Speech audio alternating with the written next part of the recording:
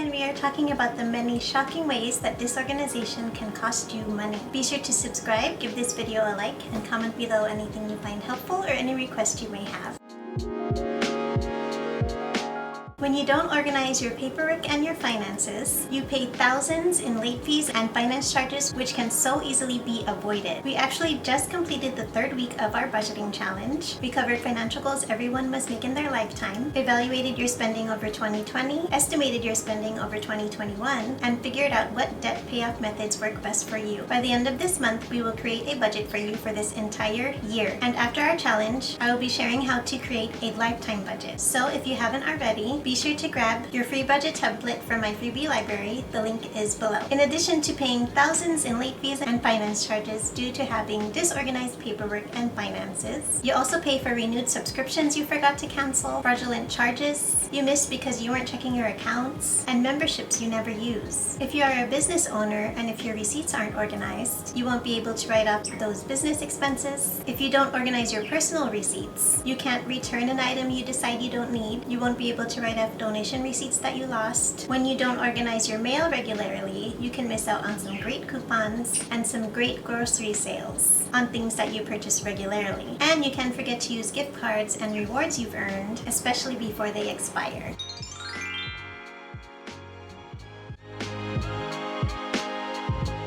When you don't organize your time, you pay for convenience, including eating out or grabbing things from convenience stores which are overpriced because you didn't take time to plan your grocery shopping list and go grocery shopping. Preparing food at home is one of the best ways to save money, and it simply involves a little time management to plan shopping trips and prepping meals. Also, when you don't manage your time, you also pay premium prices for lodging and travel when you don't plan and book things ahead of time. You waste gas by making extra trips. You pay for shipping. I don't think I have ever paid for shipping for anything. I always purchase the minimum required amount to receive free shipping, and I only purchase items I need. Without organizing your time, you can end up paying expedited shipping on items you needed for deadlines like costumes for your children for Halloween. You delay proper maintenance on vehicles that end up causing major repairs to be needed. You return an item too late. This is why I saved $100 on this couch, because the lady I purchased it from unpacked it too late and wasn't able to return it after she realized it didn't fit her space. You pay for missed appointments. Doctors' offices can charge you missed appointment fees for not showing up for the time that they allotted for you.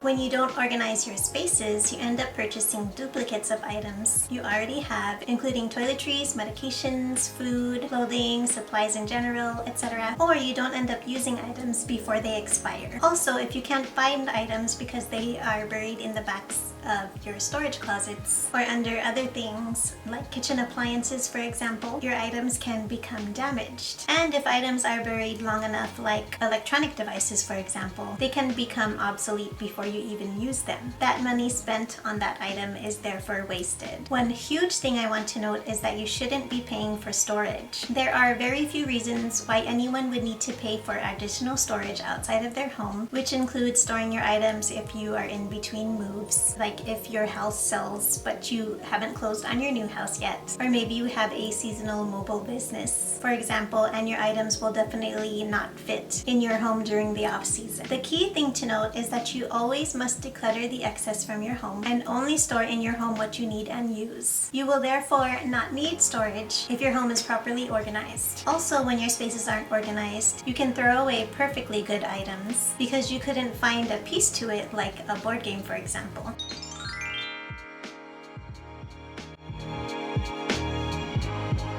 When you don't properly plan and organize projects, you can pay for too much of something like paint, for example. Taking a little bit of time to measure can help you determine how much of something you will need, including paint, as the container typically notes how much square footage it covers. When you don't meal plan and create grocery shopping lists, you can end up purchasing items that you don't need or don't make use of the items, and those ingredients go to waste.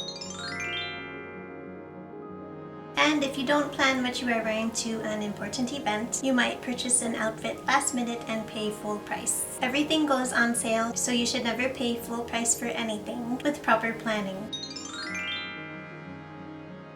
Don't forget, if you haven't already, you can still join my budgeting challenge. By the end of this month, we will create a budget for you for this entire year. After our challenge, I'll be sharing how to create a lifetime budget. So if you haven't already, be sure to grab your free budget template from my freebie library. The link is below. In my next video, I will share why you only need to create a budget one time. So be sure to subscribe, give this video a like, comment below anything you might struggle with regarding getting your finances in order, and feel free to share this with anyone you think might want to join the budgeting challenge. Happy budgeting!